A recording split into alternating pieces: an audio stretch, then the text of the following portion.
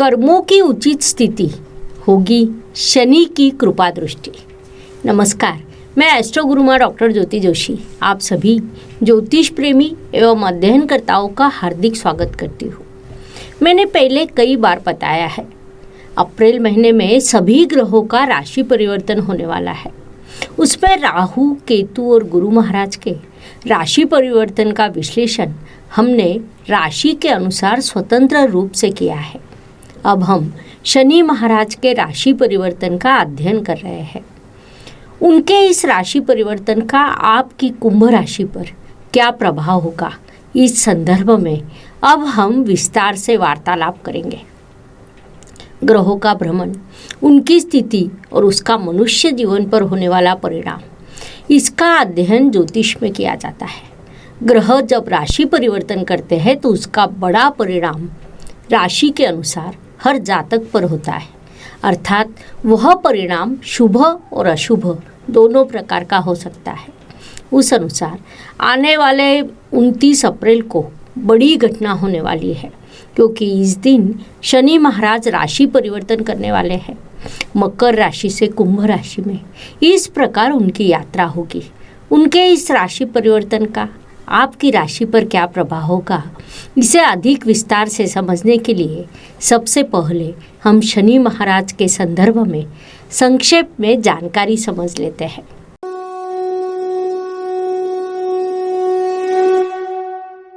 शनि महाराज को समझते हुए हमें एक चीज मुख्य रूप से ध्यान में लेनी चाहिए कि मकर और कुंभ यह दोनों उन्हीं की राशियां हैं, अर्थात शनि महाराज का संपूर्ण गोचर स्वराशि से होगा। 2022 इस वर्ष में उनकी यात्रा धनिष्ठा नक्षत्र से होगी। धनिष्ठा नक्षत्र के मकर राशि में 2 चरण और कुंभ राशि में 2 चरण आते हैं। साथ ही वे जब वक्री होकर पुनश्च मकर राशि में प्रवेश करेंगे तब भी वे धनिष्ठा नक्षत्र में ही रहेंगे। संक्षेप में उनका नक्षत्र एक ही रहेगा, लेकिन प्रभावों की दिशा में बड़ा बदलाव होगा। उस दिशा को समझने के लिए हमें मकर और कुंभ इन दोनों राशियों में जो अंतर है उसे समझना चाहिए। यह दोनों शनि महाराज की स्वराशियां है, लेकिन एक पसंद और दूसरी नापसंद हम कह सकते हैं। उस अनुसार विचार करें तो कुंभ उनकी पसंदीदा और मूल त्रिकोण राशि है, मकर उनकी नापसंद राशि है, क्योंकि मकर श्रमिक स्थिर राशि है। प्राकृतिक कुंडली में वह कर्म स्थान में आती है। परिश्रम करना, लगातार कार्यरत रहना, स्थिर रहना, यह उस राशि का मूल तत्व है। इसके विपरीत वायु तत्व की बुद्धिमान, लाभ प्रदान करने वाले राशि के रूप में कुंभ राशि की विशेष पहचान है। कुंडली के दशम स्थान को कर्म स्थान और एकादश स्थान को लाभ स्थान कहा जाता है।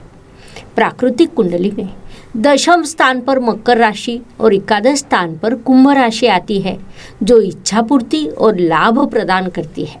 अर्थात मुख्य रूप से इन दोनों राशियों में बड़ा अंतर है। और कुंभ राशि शनि महाराज की पसंदीदा मूल त्रिकोण राशि है। प्राकृतिक कुंडली में लाभ स्थान, एकादश स्थान, उपचय स्थान, इन सब दृष्टियों से विचार करें तो पाप ग्रहों को उपचय स्थान अच्छा लगता है। परिणाम स्वरूप शनि महाराज को उपचय स्थान अच्छा लगता है। स्वाभाविक रूप से उसके अत्यंत शुभ फल सभी राशियों को प्राप्त होते हैं। शनि महाराज की 7.5 भी एक स्वतंत्र और गहन विषय है। 7.5 का नाम सुनते ही अच्छों के पसीने छूट जाते हैं, क्योंकि एक प्रकार का भय उस संदर्भ में फैला हुआ है। वास्तव में शनि महाराज का नाम 7.5 के बिना अधूरा रहता है। इसीलिए उस संदर्भ में भी हम संक्षेप में समझ लेते हैं। सबसे पहले तो 7.5 अशुभ होती है, यह विषय दिमाग से निकाल दें, क्योंकि कुछ राशियों के लिए वह शुभ भी होती है। इतना ही नहीं, 7.5 में भव्य दिव्य उन्नति हो सकती है। इसके कई उदाहरण बताए जा सकते हैं। वास्तव में 7.5 के माध्यम से शनि महाराज हमें समझ देते हैं। जिम्मेदारियों को स्वीकार करना वे हमें सिखाते हैं। अच्छे बुरों के प्रति वे हमें जागरूक करते हैं, अर्थात उसके लिए मूल कुंडली में शनि की स्थिति भी निर्भर होती है। लेकिन साढ़े साथी के संदर्भ में कहा जाए तो कुंडली में चंद्रमा जिस राशि में हो उसके पीछे की राशि में जब शनि महाराज प्रवेश करते हैं तो साढ़े साथी का प्रथम चरण शुरू होता है। उनका राशि में प्रवेश होने के बाद साढ़े साथी का दूसरा चरण शुरू होता है। साथ ही आपकी राशि के आगे की राशि में जब वे प्रवेश करते हैं तो साढ़े साथी का तीसरा और अंतिम चरण शुरू होता है। इस प्रकार 3 राशियों की उनकी यात्रा को साढ़े साथी कहा जाता है। अब प्रश्न यह उपस्थित होता है कि सभी राशियों पर शनि महाराज के साढ़े साथी का प्रभाव क्या एक जैसा होता है? तो ऐसा कतई ही हो नहीं सकता। हर राशि के लिए उनके प्रभाव की दिशा अलग होती है। उस अनुसार कुंभ राशि की दृष्टि से विचार करें तो कुंभ जातकों के लिए साढ़े साथी का प्रथम चरण थोड़ा खर्चीला, निराशा उत्पन्न करने वाला रहता है। भले ही वहाँ शनि महाराज की मकर राशि आती हो, लेकिन मकर और कुंभ दोनों में बड़ा अंतर है। परिणाम स्वरूप प्रथम चरण संघर्ष का निर्माण करता है। दूसरे चरण में जातक की बुद्धिमत्ता विकसित होती है। जातक वैचारिक रूप से प्रगल्भ बनता है। कर्तव्य को पूर्ण करने की प्रवृत्ति विकसित होती है। कुल मिलाकर दूसरे चरण से जातक की उन्नति शुरू होती है, क्योंकि इस अवधि में कुंडली में शश योग की निर्मित होती है, जो अत्यंत शुभ और महत्वपूर्ण राजयोग माना जाता है। लेकिन तीसरा चरण फिर से संघर्ष का रहता है। इस अवधि में जातक को बड़े स्तर पर संघर्ष का सामना करना पड़ता है। शनि महाराज अब कुंभ राशि में प्रवेश करने वाले हैं, जिस कारण मकर राशि के लिए साढ़े साथी का अंतिम चरण शुरू होगा। कुंभ राशि के लिए दूसरा तो मीन राशि के लिए प्रथम चरण शुरू होगा। साथ ही धनु राशि की साढ़े साथी से मुक्ति होगी। संक्षेप में कहा जाए तो साढ़े साथी का प्रभाव सभी राशियों पर विभिन्न प्रकार से होता है। वास्तव में कुछ राशियों के लिए वह लाभकारी भी सिद्ध होती है। प्रथम चरण में यदि जातक अपनी सभी जिम्मेदारियों को, सभी कर्तव्यों को पूर्ण करता है तो साढ़े साथी में होने वाली उन्नति कल्पना से परे होती है। इस बात को सभी जातकों ने विशेष रूप से ध्यान में लेना चाहिए। Please like, share and subscribe the channel, और हाँ, बेल आइकॉन दबाना ना भूलें। धन्यवाद। कुंभ राशि की दृष्टि से विचार करें तो शनि महाराज अब राशि परिवर्तन कर आपकी राशि में प्रवेश करने वाले हैं, जिस कारण आपके राशि के लिए साढ़े साथी का दूसरा चरण शुरू होगा। वास्तव में कुंभ राशि शनि महाराज की पसंदीदा राशि मानी जाती है। फलस्वरूप साढ़े साथी से आपको अधिक परेशानी नहीं उठानी पड़ती है। लेकिन जैसा हमें पता है कि शनि महाराज संपूर्ण विश्व के न्यायाधीश माने जाते हैं। सभी के साथ समान न्याय करना उनका मूल स्वभाव है। उसी प्रकार उनका कार्यकत्व होता है। उस अनुसार वे अपना मूल कार्यकत्व स्वभाव कभी नहीं छोड़ते। दूसरी ओर आपकी कुंभ राशि की अत्यंत बुद्धिमान और कर्तृत्ववान राशि के रूप में विशेष पहचान है।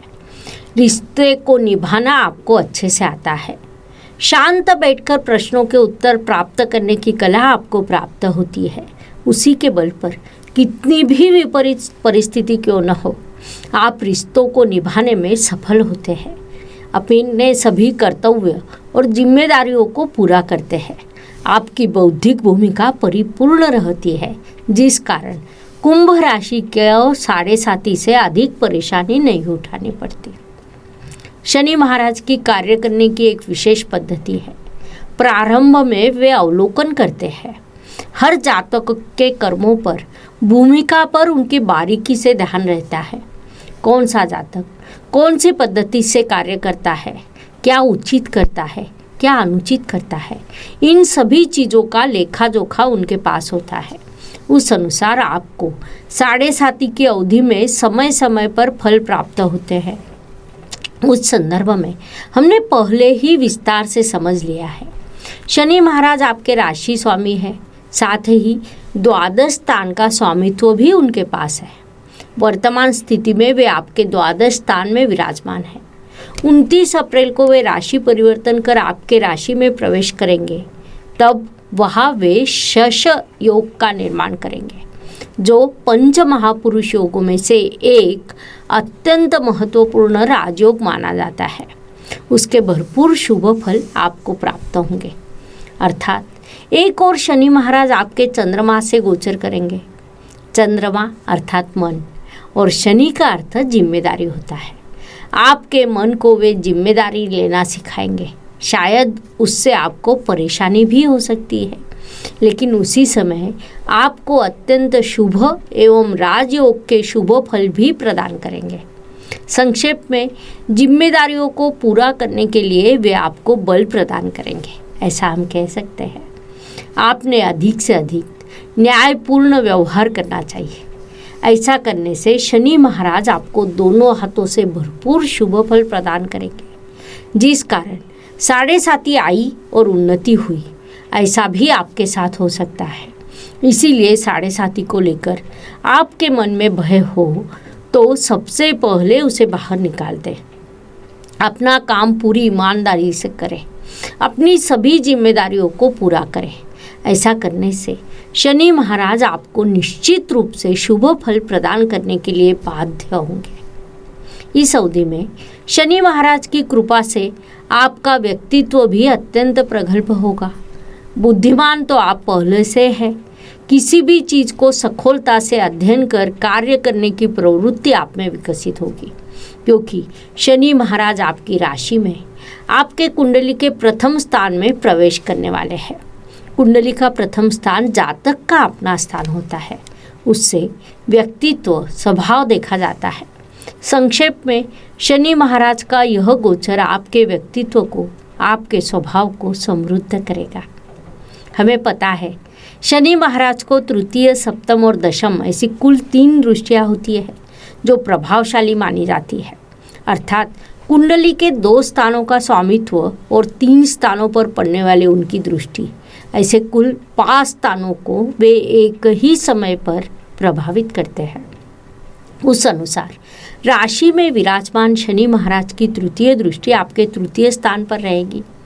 कुंडली के तृतीय स्थान को पराक्रम, परिश्रम का स्थान माना जाता है। साथ ही बंधु सौख्य, पड़ोसी, छोटी बड़ी यात्राएं भी उसी स्थान से देखी जाती है। इस स्थान पर पड़ने वाली शनि महाराज की दृष्टि आपके लिए लाभकारी सिद्ध होगी। इस अवधि में आप कई छोटी बड़ी यात्राएं कर सकते हैं।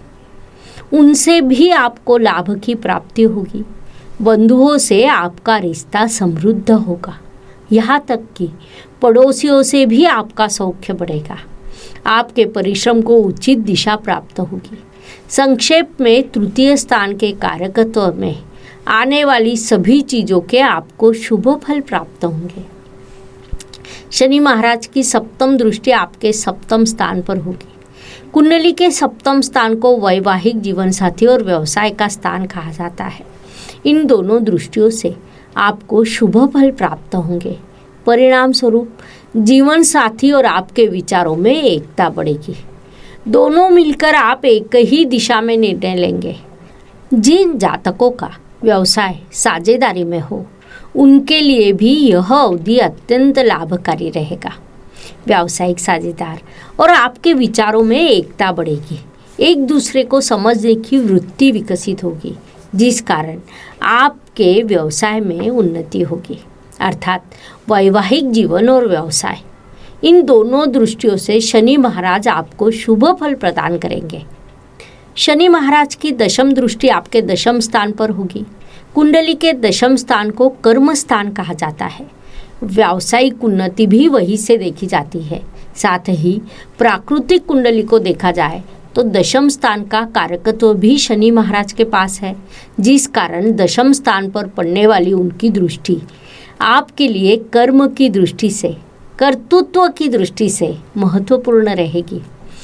कई शुभ अवसर आपको प्राप्त होंगे। अर्थात इस समय मूल कुंडली के शनि महाराज की स्थिति देखना आवश्यक रहेगा, क्योंकि मूल कुंडली के अनुसार होने वाली घटना गोचर के मार्ग से होती है।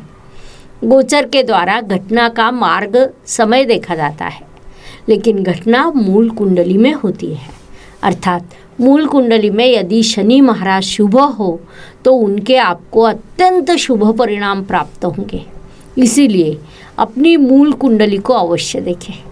बुध और शुक्र की राशि में शनि महाराज शुभ होते हैं।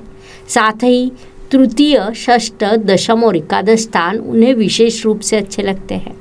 इन सभी चीज़ों को ध्यान में लेते हुए उनकी स्थिति को देखना चाहिए, जिस कारण फलों की दिशा आपके ध्यान में आए।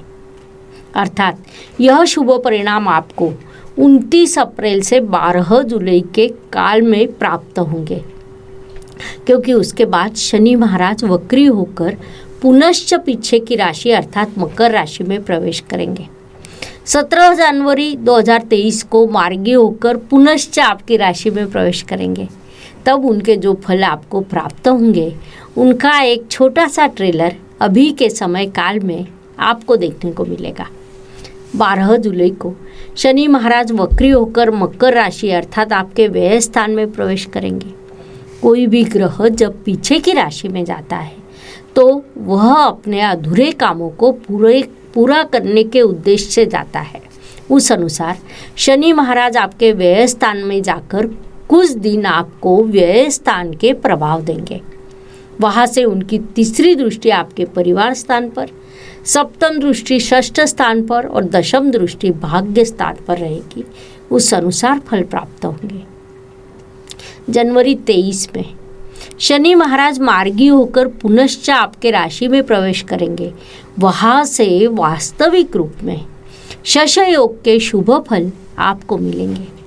इस अवधि में आप केवल अपने कर्तव्यों पर, जिम्मेदारियों पर, कर्म पर ध्यान दें, क्योंकि शनि महाराज आपको आने वाले 5 वर्षों तक शुभ फल प्रदान करने वाले हैं।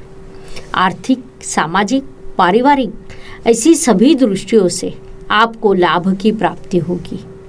उनकी स्थिति का पूरा लाभ उठाइए। इस समय काल में उपायों की दृष्टि से विचार करें तो शनि महाराज को कर्म फलदाता कहा जाता है, क्योंकि वे कर्म के अनुसार फल प्रदान करते हैं। उनके अशुभ फलों की तीव्रता कम करने के लिए, शुभ फलों में वृद्धि करने के लिए एक ही सर्वोत्तम उपाय है, वह शिव उपासना है। उस अनुसार शनि महाराज के इस गोचर काल में कुंभ जातकों ने शिव सहस्त्र नाम के पठन के साथ महादेव का घी से अभिषेक करना चाहिए। उसके शुभ परिणाम आपको प्राप्त होंगे। इस प्रकार शनि महाराज का राशि परिवर्तन मेष से लेकर मीन राशि तक हर राशि पर कैसा रहेगा, यह समझने के लिए हमने कुल 12 वीडियो इस चैनल पर लोड किए हैं। अपनी राशि का वीडियो खुद देखें, दोस्तों रिश्तेदारों को उनके राशियों का वीडियो शेयर करना ना भूलें और हाँ, लाइक अवश्य करें। हम पुनश्च अवश्य मिलेंगे। धन्यवाद। शुभम भवतु। जय ज्योतिष। Please like, share and subscribe the channel और हाँ, बेल आइकॉन दबाना ना भूलें। धन्यवाद।